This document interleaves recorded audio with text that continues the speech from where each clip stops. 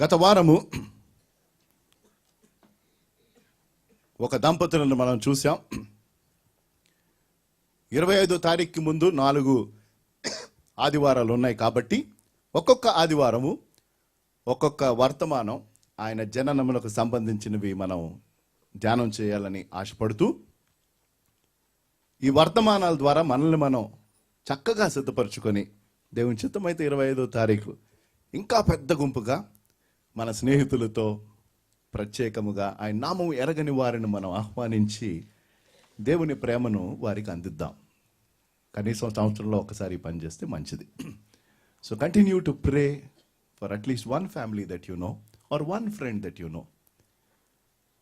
ప్రార్థించి ఒక్క కుటుంబాన్ని మరొక కుటుంబం ఆహ్వానించండి, ఒక వ్యక్తిని మరొక వ్యక్తి ఆహ్వానించండి, కనీసం ఒకరిని. మనకి దేవుడు ఎన్ని చేతులు ఇచ్చాడు? అబ్బా. కాబట్టి ఒక చేతిలో మన సంచి, మన బైబిల్ ఇవన్నీ పట్టుకున్నా ఇంకొకటన్నా ఖాళీగా ఉంటుందని ఆశిస్తూ ఆ ఇంకొక చేతితో మరొక్కరిని మనం ఈడ్చుకొని రాకుండా ప్రేమతో ఆహ్వానిస్తే, ప్రార్థనాపూర్వకంగా ఆహ్వానిస్తే దేవుడు తన కార్యాన్ని చేస్తాడు. ఎప్పుడు అన్నది మనకి సంబంధం కాదు. మన పని మనం చేయాలి కదా. మన పని ఏంటో తెలుసా? శ్రేష్టమైన పని ఇతరులను దేవునికి పరిచయం చేయటం. ఏమండి? అవునా కదా? అంతే, ఇంక వేరే ఏం లేదు. పరిచయం. కొన్నిసార్లు కొంతమందితో మనకి పరిచయం ఉంటే బాగుంటుందని మీరు అనుకుంటూ ఉంటారు. నేను కూడా అనుకుంటాను చాలాసార్లు. కొన్ని అవసరతలు వచ్చినప్పుడు, ముఖ్యంగా పోలీస్ డిపార్ట్మెంట్లో లేకపోతే ఇంకెక్కడో ఏదన్నా అవసరం ఉంటే మనం అంటాం, ఫలానా సంస్థలో ఎవరైనా మీకు పరిచయమా, తెలుసా? వాళ్ళు ఎవరైనా తెలుసు అంటే, ఒక్కసారి నన్ను ఇంట్రడ్యూస్ చేయండి అనరా, చెప్పండి. ఎన్నోసార్లు అడిగాను నేను. ఒక్కసారి నన్ను ఏమంటాం మనం? పరిచయం చేయండి, నా విషయాలు నేనే చెప్పుకుంటా. కొంచెం ఇంకా కొంచెం వారు మాకు మంచిగా చూసుకోవాలంటే మీరే మా గురించి ఒక మాట. అవునా కదా? ఏమండి, ఇదేమన్నా కొత్త విషయమా? మరి మనం మన ప్రభువుకి మన స్నేహితుల గురించి ఒక మాట చెప్తున్నావా? ఫలానా ఆయన ఉన్నాడండి, ఫలానా కుటుంబం ఉందండి, మరి ఇంకా మిమ్మల్ని తెలుసుకోలేదు ప్రభు, నేను మీకు వారి గురించి చెప్తున్నా, రికమెండేషన్ చేస్తున్నా. ఎప్పుడొకప్పుడు వస్తాను నీ దగ్గరికి, అప్పటికి నేను చాలా ఇన్ఫర్మేషన్ వారి గురించి మీకు ఇస్తాను. మీకు అర్థమవుతుందా? అంత టైం ఎక్కడ ఉంది సార్? ఇంకా బట్టలే కొనుక్కోలేదు. What I'm telling is, it is our responsibility to introduce, because we have direct connection. అవునా కదా? ఉందా లేదండి కనెక్షన్? డైరెక్ట్ కనెక్షన్ ఉంది. ఎంతమందినైనా పరిచయం చేయొచ్చు. ఆయన ఎవరిని నేను కలవను పో అనే మట్టుకు అనడు. అంత మనం చేస్తే మిగతా గొప్ప కార్యాలు ఆయన చేస్తాడు. So continue to introduce. అంటే కేవలం క్రిస్మస్ రోజుకి పిలవమంటానికి కాదు ఇది. మన అనుదిన జీవితంలో దేవుడు మనకిచ్చే తరుణాలని బట్టి ఆయనను పరిచయం చేయండి. వీరిని ఆయనకి ప్రార్థనలో పరిచయండి. ఇలా చెప్తే చాలా టైం అయిపోద్ది. నేను తీసుకున్న ఒక సిరీస్ ఈ సంవత్సరానికి, అదేంటంటే క్రిస్మస్ రోజు ఆయన మనకేమి ఇచ్చాడో మనం ఇతరులకి చెప్తాం, మనం కూడా మరొకసారి తెలుసుకుంటాం. దేవుడు ఏ వర్తమానం ఇస్తాడో ఆ రోజుకి నాకు తెలియదు. నేను ప్రార్థిస్తున్నాను, కనిపెడుతున్నాను. అయితే మనము ఆయనకి ఏమి ఇవ్వాలి? దేవుడు లోకమును ఎంతో ప్రేమించాను, ఆయన తన ఏకైక కుమారుడిని లోకమంతటికి అందించాడు. దానికంటే మించిన గొప్ప బహుమానము లేదు. అయితే మనము ఆయనకి ఏమి ఇవ్వాలి అని గత ఆదివారము ఈ దంపతులు యేసుప్రభు వారి యొక్క మార్గమును సిద్ధపరిచిన బిడ్డ వారి ద్వారా వచ్చాడు. ఎన్నో సంవత్సరాలుగా వారికి బిడ్డలు లేరు. అయితే చివరికి దేవుడు వారిని దర్శించి, ఏ టైంలో అయితే మరియమ్మను ఆయన దర్శించాలని అనుకున్నాడు, దానికంటే 6 నెలల ముందు ఆవిడ బంధువైన ఎలిజబెత్ను ఆయన, ఇవాళ చూద్దాం ఎందుకు అది జరిగిందో కూడా. అంటే ఒక రీతిగా అదే ఒక కారణం అని నేను అనట్లా. అయితే ఆ రీతిగా ఆ కుటుంబాన్ని ఆయన దర్శించి ఆ వృద్ధాప్యంలో దేవుడు వారికి బిడ్డను ఇచ్చాడు. అయితే ఆ బిడ్డ ఎందుకొరకు ఇవ్వబడ్డాడో వారికి తెలుసు గనక వారు ఆ బిడ్డను పొందగానే ఆ బిడ్డను దేవునికే అర్పించారు. ఆ బిడ్డ చేసిన పనల్లా లోకరక్షకుణ్ణి అక్కడున్న వారికి చూపించాడు. అంతే. రెండవది, పాపము నుంచి మీరు తిరగండి, ప్రభువు వైపుకి, రక్షకుడి వైపుకి తిరగండి అని బాప్తిజం ఇచ్చు యోహాను గురించి మనం ధ్యానం చేస్తూ ఆ దంపతులు ఏం చేశారంటే ఒక్క మాట తీసుకున్నాం మనం. వారు ఏమిచ్చారు? ఈ 4 వర్తమానాలు మనం ఏమి ఇవ్వాలి? What should I give to my lord my saviour? Last Sundays word was they gave there sun. వారి కుమారుణ్ణి వారు ఆయనకు అర్పించగా ఆ కుమారుడు ఏమర్పించాడో 3 విషయాలు మనం చూసాం. ఒకటన్నాం ఆరాధన, రెండవదన్నాము సాక్ష్యము, మూడవదన్నాము తన సంపూర్ణ జీవితం. We said John the Baptist gave his worship even before he was born. Mariyamma ఎదురుగా రాగానే ఎలిజబెత్ గర్భంలో ఉన్న శిశువు గుర్తుంది, గంతులేసను. అంటే దేవుని సంతలో గెంచాలా అంటే గెంతొద్దు, దట్స్ డిఫరెంట్ థింగ్. కానీ మన హృదయం ఖచ్చితంగా ఉప్పొంగాలి. అది యథార్థమైన ఆరాధన. ఆ విషయాలన్నీ మనం గత ఆదివారం చూసాం. ఈరోజు మరి యేసుప్రభు వారిని ఈ లోకములకు తీసుకొని రావడానికి ప్రాముఖ్యమైన ఒక వ్యక్తి ఎవరు? అయ్య బాబోయ్, ఎవరండి ఈ లోకానికి ఆ శిశువుని అందించింది? అమ్మో, నా గుండాగినంత పని అయింది. మరి అమ్మ కదా. కాబట్టి ఆవిడ దేవునికి ఏమర్పించింది? నేను యేసుప్రభు వారి తల్లి మరియా ఆవిడ ద్వారా నేర్చుకొని నేనేంటి దేవునికి అర్పించాలి. లూకా సువార్త 1వ అధ్యాయము, సుదీర్ఘమైన వాక్య భాగం, అది 26వ వచనం. లూకా సువార్త 1వ అధ్యాయం 26వ వచనం చదవబడుతుందండి. 26, 27. గాబ్రియేలు దేవదూత గలిలియాలోని నజరేతను ఊరిలో దావీదు వంశస్థుడైన యోసేపును ఒక పురుషునికి ప్రదానము చేయబడిన కన్యక యొద్దకు దేవుని చేత పంపబడెను. ఆ కన్యక పేరు మరియా. ఆ దూత లోపలికి వచ్చి ఆమెను చూచి, దయాప్రాప్తురాలా, నీకు శుభము, ప్రభువు నీకు తోడై ఉన్నాడని చెప్పెను. ఆమె ఆ మాటకు బహుగా తొందరపడి ఈ శుభవచనం ఏమిటో అని ఆలోచించుకొనుచుండగా, అక్కడ ఆగుదాం. రైట్, ఈ మాటలు తెలియని వారు క్రైస్తవులు, అంటే పుట్టుకతో క్రైస్తవ కుటుంబంలో ఉన్నోళ్ళు ఖచ్చితంగా ఈ వచనాలు బాగా తెలుసు, చదవకపోయిన బైబిల్. ఎందుకు అంటే ప్రతి సంవత్సరం క్రిస్మస్ ప్రోగ్రాంలో ఆ గాబ్రియేలు దూత రాగానే ఈ డైలాగులు చెప్పేస్తూ ఉంటారు. కాబట్టి సండే స్కూల్ పిల్లలకి, సండే స్కూల్ టీచర్లకి, చాలామందికి క్రిస్మస్ స్టోరీ ఒక డైలాగ్గానే మిగిలిపోయింది. రైట్, అయితే మొదటి విషయం, అక్కడ చాలా ఉన్నాయి, అవన్నీ కవర్ చేయడానికి టైం ఉండదు. అయితే ఒకటి నజరేతు. రైట్, నజరేతు అన్న గ్రామంలో వీరు ఉన్నారు. ఆ దినాలలో నజరేతునకు పేరు ప్రఖ్యాతులు లేవు. ఉండిన పేరల్లా ఏంటంటే అక్కడ ఏవి మంచి విషయాలు జరగవు అని. అందుకనే యేసుప్రభు వారి గురించి నజరేతు వాడైన యేసుప్రభు వారు అని చెప్తే నతానియేలు ఒక మాట చెప్పాడు, నజరేతులో నుంచి ఏదైనా మంచి వస్తుందా అని. ఎందుకు ఆ మాట ఒక అర నిమిషం గుర్తుపెట్టుకోవాలనుకుంటున్నానంటే, దేవుడు ఎక్కడి నుంచి అయితే పేరు ప్రసిద్ధి లేని పరిస్థితులు ఉంటాయో అక్కడికి వచ్చి అక్కడ వారిని లేవనెత్తి అక్కడే ఆయన నామమును గణపరుచుకుంటాడు. హల్లెలూయా. మీకు అర్థమవుతుందా? సో డోంట్ వరీ అబౌట్, అంటే మీ గ్రామం ఏదో చిన్న గ్రామమనో, లేకపోతే మీ కుటుంబం ఏదో చిన్న కుటుంబమనో, లేకపోతే పెద్ద పేరు ప్రఖ్యాతులు లేవనో, ఇట్లాంటి ఆలోచనలు అవసరంలా. ఎందుకంటే దేవుడు ఎవరినైనా ఎక్కడైనా దర్శించగలడు. గాబ్రియేలు అన్న పేరునకు అర్థము స్ట్రెంగ్త్ ఆఫ్ గాడ్, దేవుని యొక్క బలము. గాబ్రియేలు దూతను దేవుడు పంపించాడంటే తన బలాన్ని అక్కడికి పంపించాడు. ఈ 2 మాటలు గుర్తుపెట్టుకుంటే సరిపోద్ది. అయితే మొదటిది మరియా అర్పించినది. ఇవాళ మనం ధ్యానం చేసే ఈ జీవితంలో ఒక్క మాటలో ఎలాగైతే జకరియా ఎలిజబెత్ దంపతులు ఏమర్పించారంటే వారు తమ కుమారుణ్ణి సమర్పించారని అన్నామో, మరియా ఏమి సమర్పించింది అంటే ఒక్క మాట ఏంటంటే సెల్ఫ్. తన సమస్తమును మరియా అర్పించింది. అవునా కదా? She gave her self completely to God. And if you have to give something, you have to give your self. ఎందుకు అంటే మనలో ఈ నా అనే స్వభావము అంత ఈజీగా పోయేది కాదు.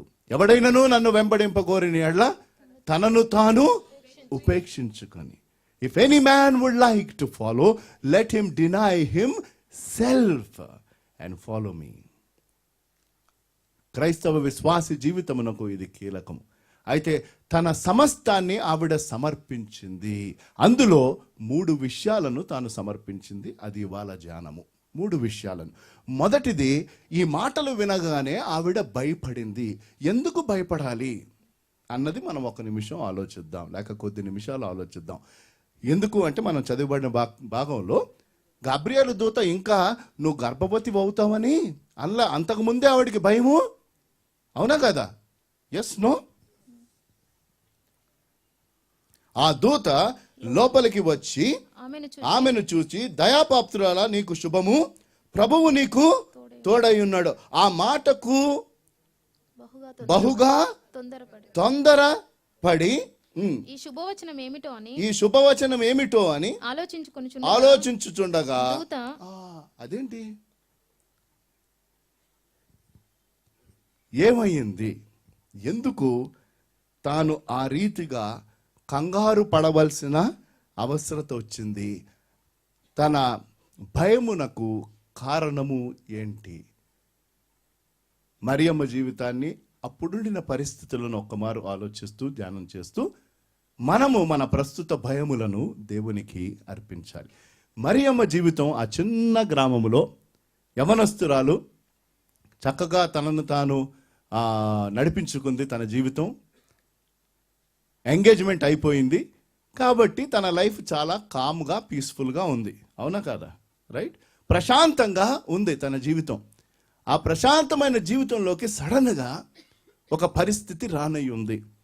అయితే దానికంటే ముందు గాబ్రియేలు దూత నువ్వు దేవుని దయను పొందావు అని చెప్పగా ఆవిడ బహుగా తొందరపడింది, భయపడింది. ఆవిడ దీని గురించి ఏం చేస్తా ఉందంట? ఆలోచించుచు. అంటే నేనేమైనా కరెక్ట్ చేశానా, తప్పు చేశానా? Right? Either of these two. అక్కడ ఏమీ వర్ణన లేదు. అయితే మనం ఎందుకు తొందరపడతామంటే 2 వాటి కోసం తొందరపడతాం.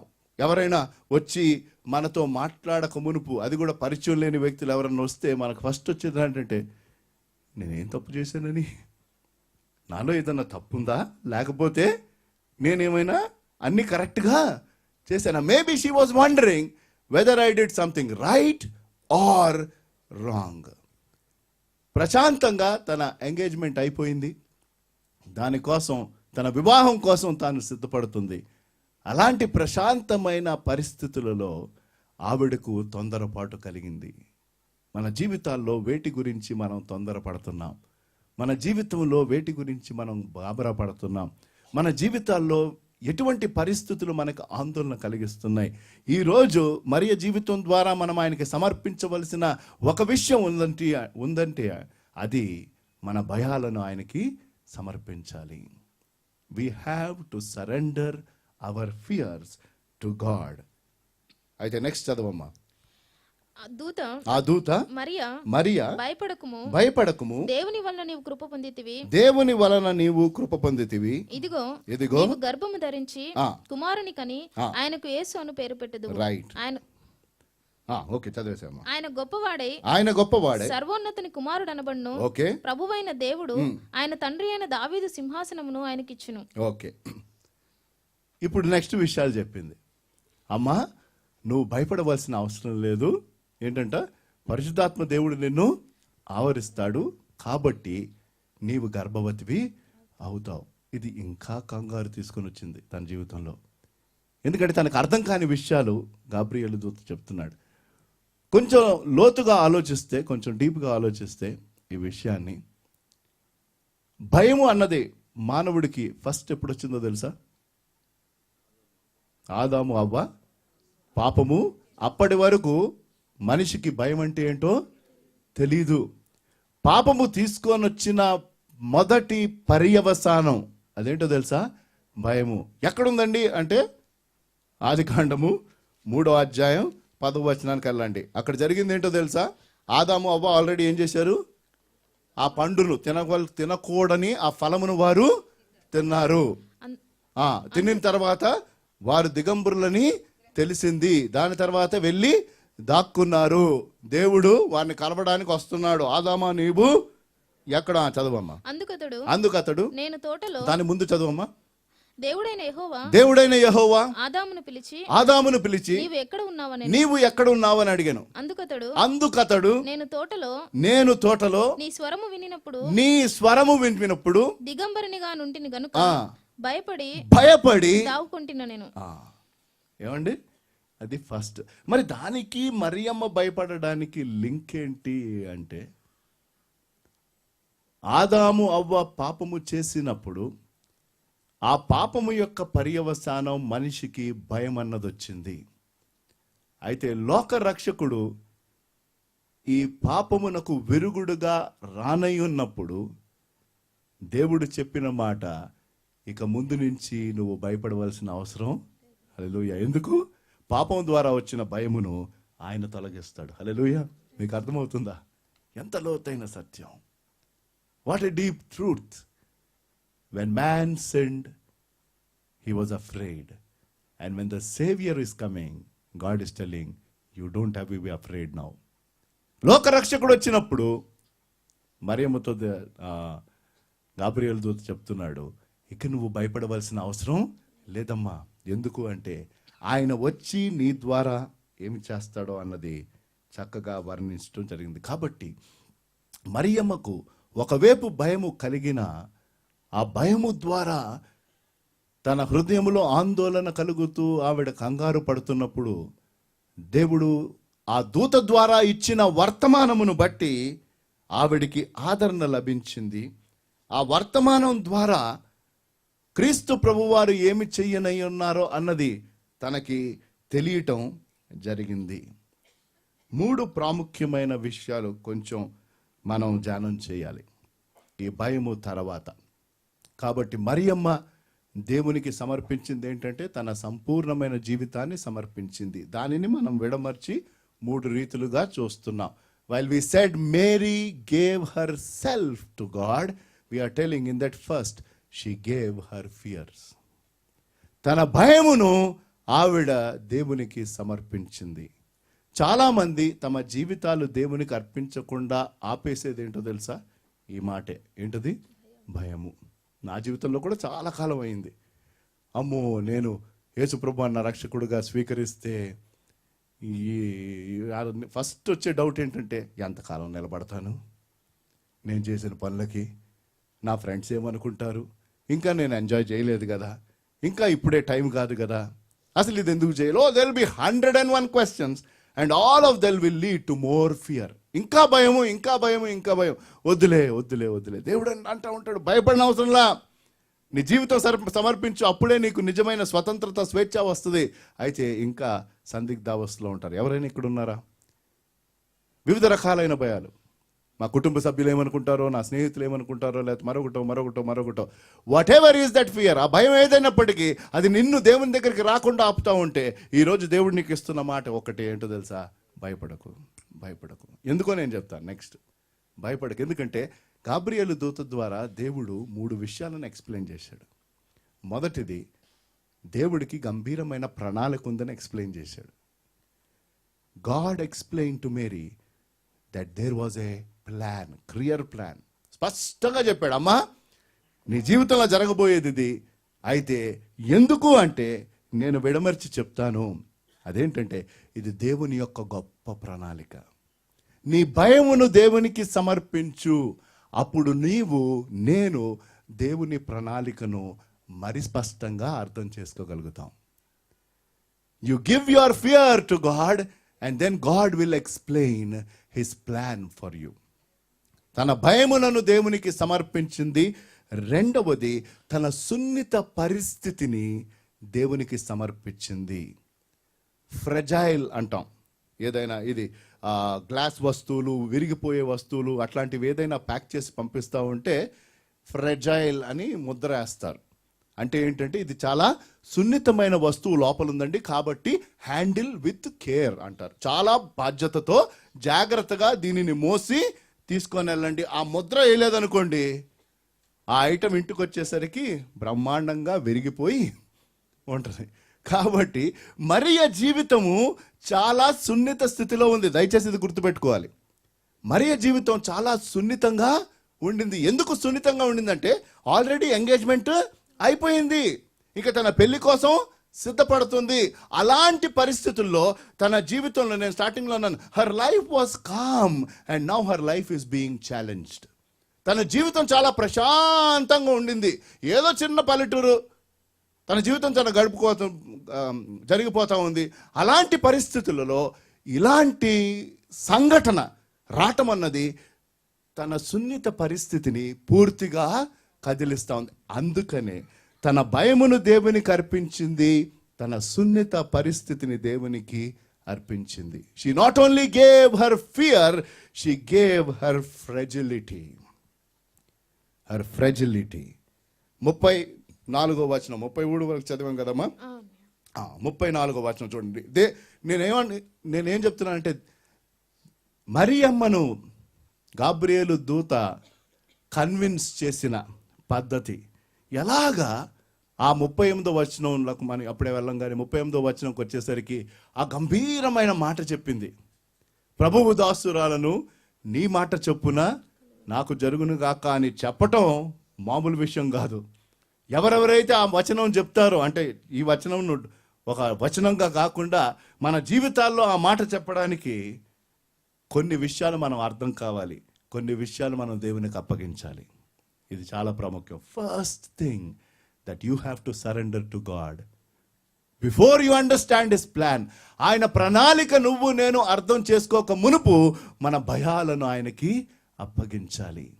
ప్రశాంతమైన జీవితమును దేవుడు కొంత ఆందోళన తీసుకొని వచ్చాడు. అయినప్పటికీ తాను తన భయమును దేవునికి అర్పించింది. ఎంతమంది డెంటిస్ట్ దగ్గరికి వెళ్ళారండి ఎప్పుడైనా? కొంతమంది వెళ్ళారు. ముఖ్యంగా పుచ్చిపోయిన పన్ను, లేకపోతే హోల్స్ ఉన్న, క్యావిటీస్ ఉన్న పళ్ళు, వాటికి చికిత్స కోసం వెళ్తే ఆహాహా, కార్పెంటరీ వర్క్ చేసినట్టే అది. అవునా? యాక్సిడెంట్ అయితే, నేను యవనస్తుడిగా ఉన్నప్పుడు నాకు అయిన చాలా యాక్సిడెంట్లో, ఒక యాక్సిడెంట్లో ఈ పళ్ళు వెళ్ళిపోయాయి. ఇంకా ఇక్కడ ఒక పని లేదండి.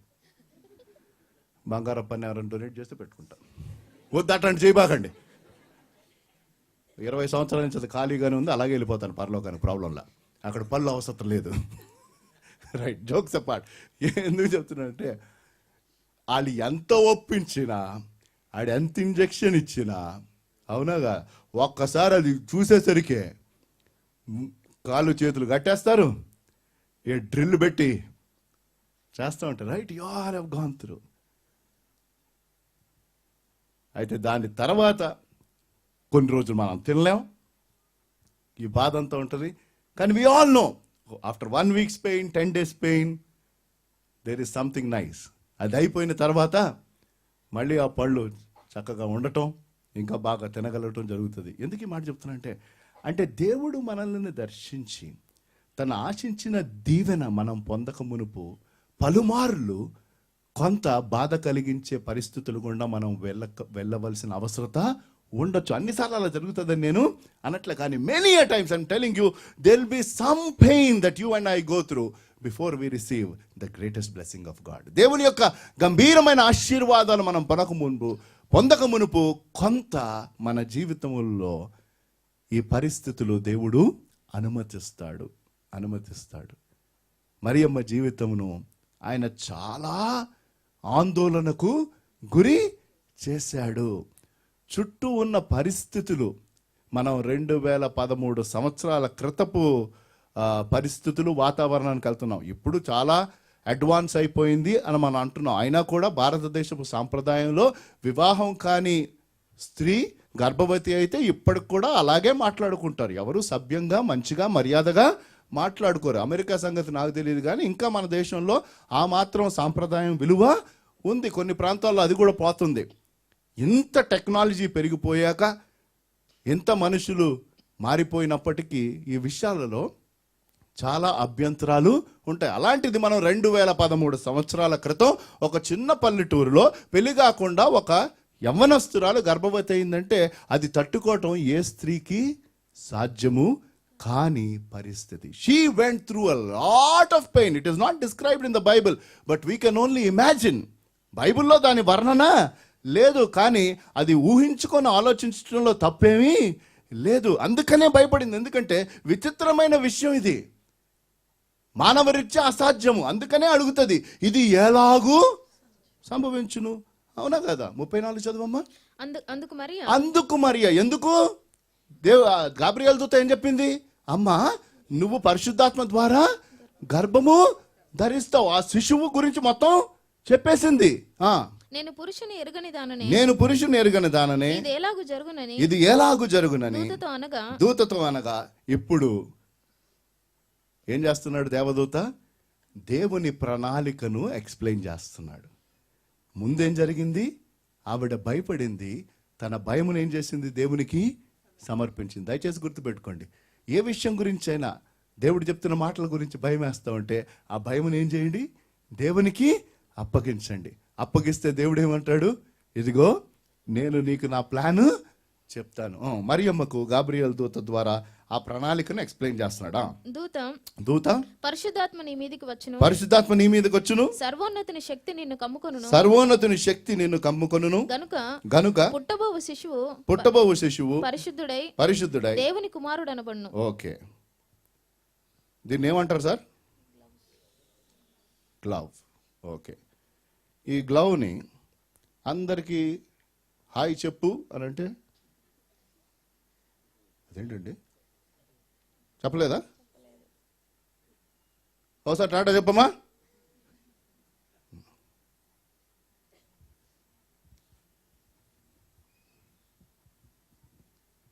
నాకు చాలా పెద్ద సైజు తెచ్చారండి.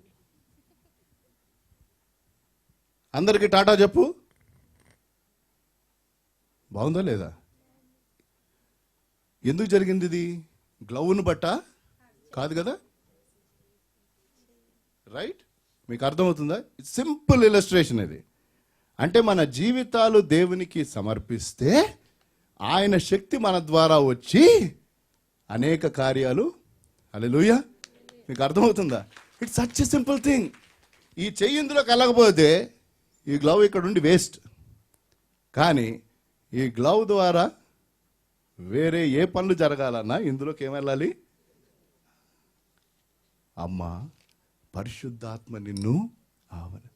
నువ్వు ఆ ఛాన్స్ ఇవ్వు. అర్థమవుతుందా? నీకు అర్థమవుతుందా? నువ్వు ఆ లేదు అంటే ఏ శక్తి బయటకి రాదు. ఎప్పుడైతే ఈ చెయ్యి ఇందులోకి వెళ్ళిందో, now this glove can do all that because of the hand, but nothing about that glove.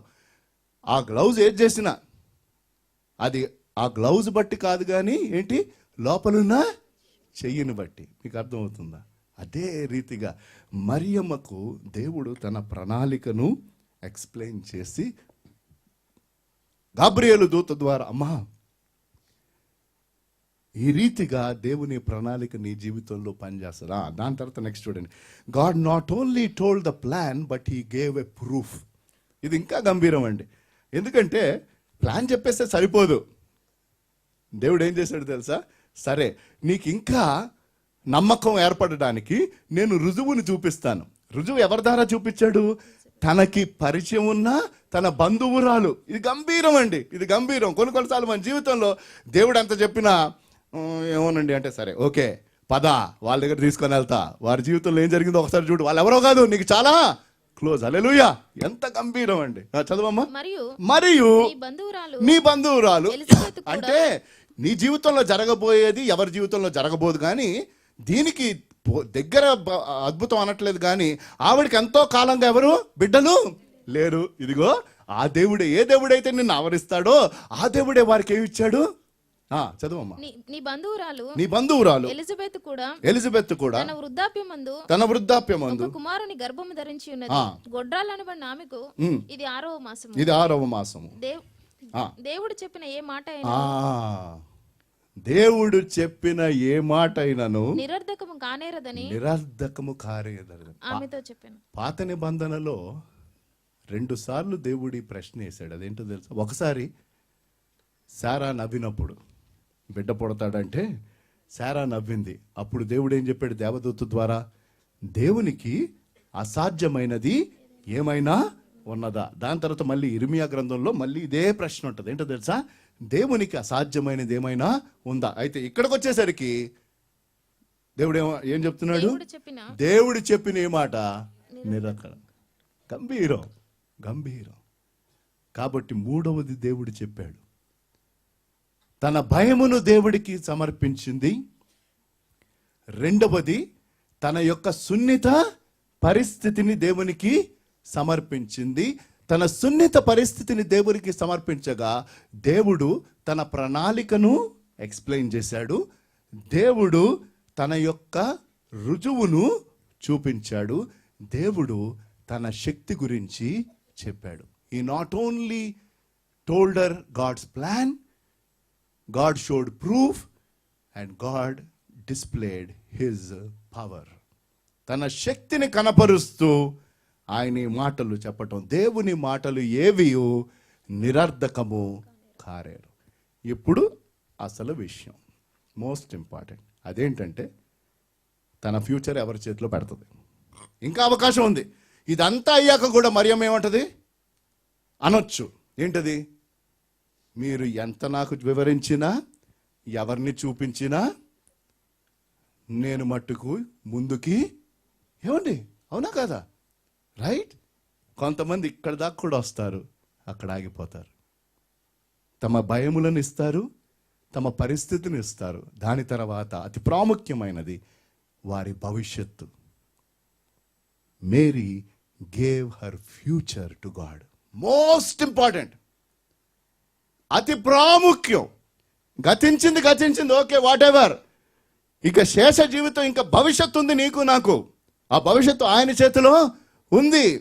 నీ భవిష్యత్తును దేవునికి అర్పిస్తావా? మరియమ్మ ద్వారా నేర్చుకోవాల్సిన మూడవ విషయం,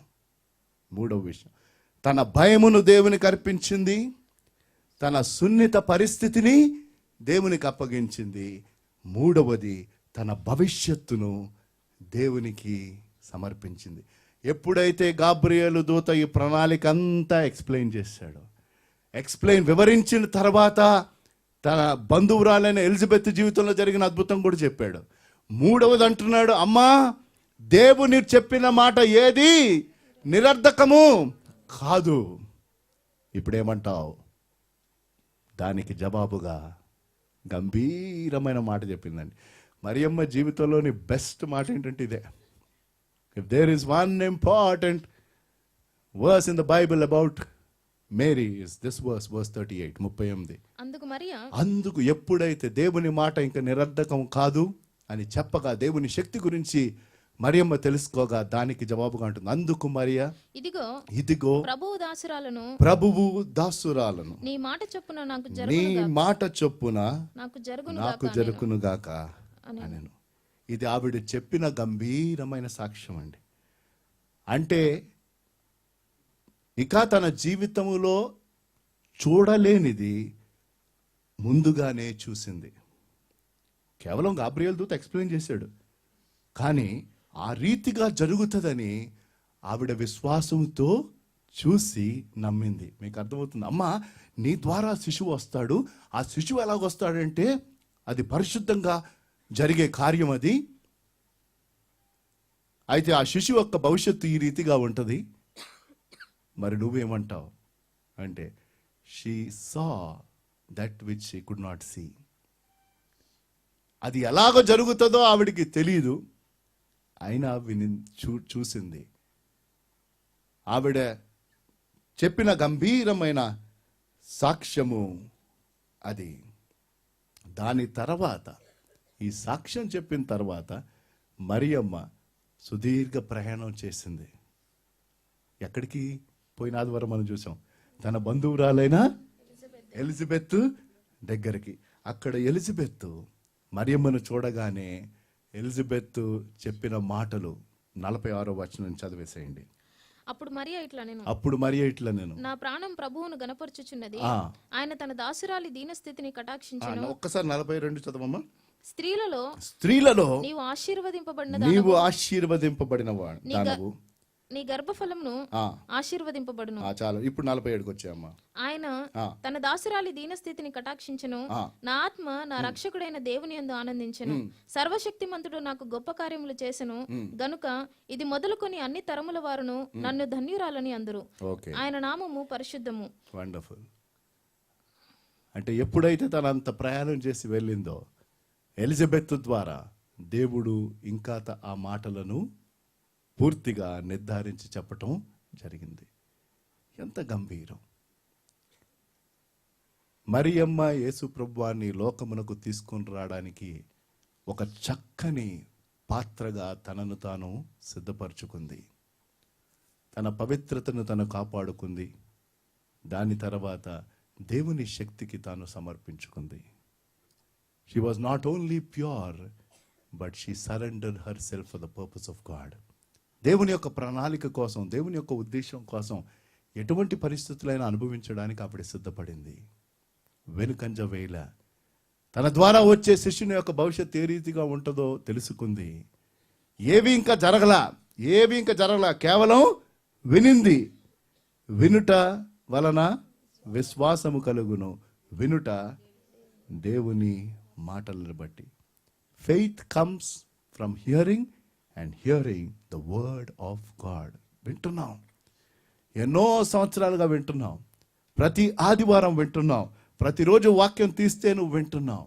ఆ వినుట వలన ఏం రావాలి? విశ్వాసము రావాలి. విశ్వాసం వచ్చినప్పుడు నువ్వు నేను విశ్వాసముతో మనం అడుగు వెయ్యాలి. మరియమ్మకు అనేక రకములైన భయములు వచ్చాయి. ఎందుకంటే అర్థం కాని, అంతుబట్టని, మానవ ఊహకు మించిన విషయాలు తాను వింటుంది. మొదటిసారి, ఫస్ట్ టైం. ఎవరు తనకి ఎక్స్ప్లెయిన్ చేయడానికి, ఎవరి దగ్గరికి వెళ్ళి అందరూ నవ్వుతారు.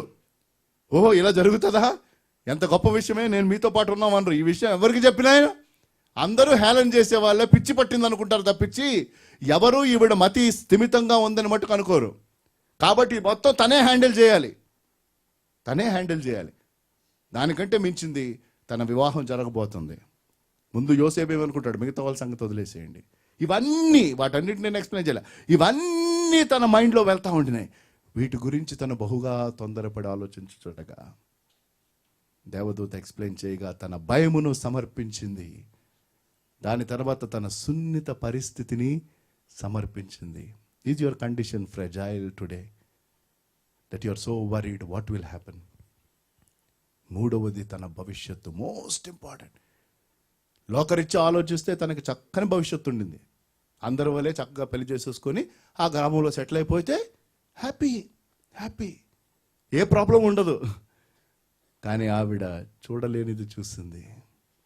అంది, నా భవిష్యత్తు నీకు, నీ ప్రభువు దాసురాలను, ఐఎమ్ ద మెయిడ్ సర్వెంట్ అంది. Servant or slave. ప్రభువు దాసురాలను, నీ మాట చొప్పున నాకు ఎంతమంది అయితే ఇది చెప్తారో, let it happen to me as per your word, there will be greatest revival. అతి గొప్ప ఉజ్జీవం రావాలంటే ఏంటో తెలుసా? ఇదే, నీ మాట చొప్పున నా జీవితంలో జరుగునుగాక. అంతే అనింది. ఆ సుదీర్ఘ ప్రయాణం ఎందుకంటే అమ్మ ఎలిజబెత్ గర్భం ధరించింది అంటే అది చూడడానికి వెళ్ళింది. మరియమ్మ ఏమి, ఆవిడ కూడా వెళ్ళింది. సరే ఒకసారి వెళ్ళి చూద్దాం నిజమో కాదో అని, అలా కాదు కానీ విశ్వసించి వెళ్ళింది. తన రాగానే అబ్బో, ఎలిజబెత్ కడుపులో ఉన్న శిశువు గంతులేగా ఎలిజబెత్ చెప్పింది, అమ్మా నా ప్రభువు తల్లి నా ఎదుట. వావ్, స్త్రీలందరిలో నీవు ఆశీర్వదింపబడినాను. ఎంత గొప్ప దీవెనండి. స్త్రీలందరిలో నీవు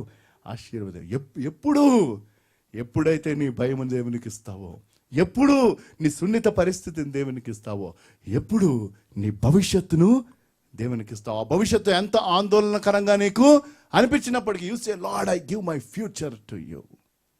ఒక సాదృశ్యం చెప్పి ముగిస్తాను. 1952లో కొరియా దేశం వారు యుద్ధంలో ఉన్నారు, సివిల్ వార్. అమెరికా దేశస్తులు వారి మీద దాడి చేశారు. ఆ యుద్ధం జరుగుతూ ఉంది. ఆ పరిస్థితుల్లో ఒక యవనస్తురాలు, కాబోయే తల్లి, భయంకరమైన చలి, ఆ టైంలో మంచు పడుతుంది, భయంకరం, మామూలు చలి కాదు. అలాంటి పరిస్థితుల్లో ఆవిడ పేదరికాన్ని బట్టి, ఆవిడ పరిస్థితిని బట్టి ఆవిడ ఒంటరిదానిగా ఉండింది. ఇంకా పెయిన్స్, డెలివరీ పెయిన్స్, అంటే 9వ నెల, ఇంకా ఏ టైంలోనే డెలివరీ అవుతుంది. ఆవిడకు ఎవరు సహాయం చేయడానికి లేరు. ఆమె రోడ్డు మీదకి వచ్చి రోడ్డు మీద నడుచుకుంటా ఇబ్బంది పడతా, ఇది నిజంగా జరిగిన స్టోరీ, ఎంతో ఇది చెందుతా ఒకళ్ళిద్దరు ఎవరైతే కనిపిస్తూ ఉన్నారో, ఆ చల్లో ఎవడు బయటికి రాడు, కనిపిస్తూ ఉంటే వారిని సహాయం కోసం అడుగుతూ ఉంటే ఎవరు పట్టించుకోలేదు. ఎందుకంటే ఇప్పుడు అమెరికా దేశస్తురాలు కాబట్టి, శత్రువు ఉన్న దాడి చేసిన వారి యొక్క she was not a Korean కాబట్టి వారు సహాయం చేయలే. ఒక దంపతులు చూసి ఆవిడ్ని హేళన చేస్తా, మరి మీ అమెరికా భర్త ఎక్కడున్నాడు, నీ భర్త ఎక్కడికి వెళ్ళాడు, నీకు సహాయం చేయడానికి లేడా అని అలా చెప్పటం. ఇంకా తన పురిటి నొప్పులు ఎక్కువైపోయినాయి.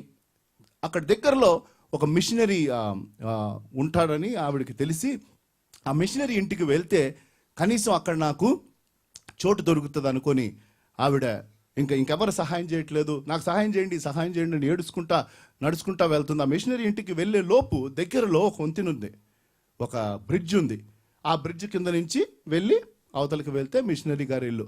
ఆ బ్రిడ్జ్ కిందకు వచ్చింది. అప్పటికి ఇంకా ముందుకు వెళ్ళడానికి ఆవిడకి ఓపిక లేక పురిటి నొప్పులు ఎక్కువైపోయి ఆ బ్రిడ్జ్ కింద తాను డెలివరీ అయిపోయింది. She gave birth. అయితే ప్రాబ్లం ఏంటంటే ఈ భయంకరమైన చలి, మంచు, ఫ్రీజ్ అయిపోతూ ఉంది. ఆవిడ దగ్గర ఇంకేమీ లేదు. ఆవిడ తన మీద ఉన్న బట్టలన్నీ తీసేసి తన పుట్టిన బిడ్డకి తన కప్పేసి ఆ బిడ్డను అలాగే పట్టుకుని ఉండిపోయింది. రాత్రి అంతా ఉండిపోయింది. పొద్దున మిషనరీ గారు బయటకు వచ్చినప్పుడు ఆ చిన్న బిడ్డ ఏడుపులు వినిపిస్తున్నాయి.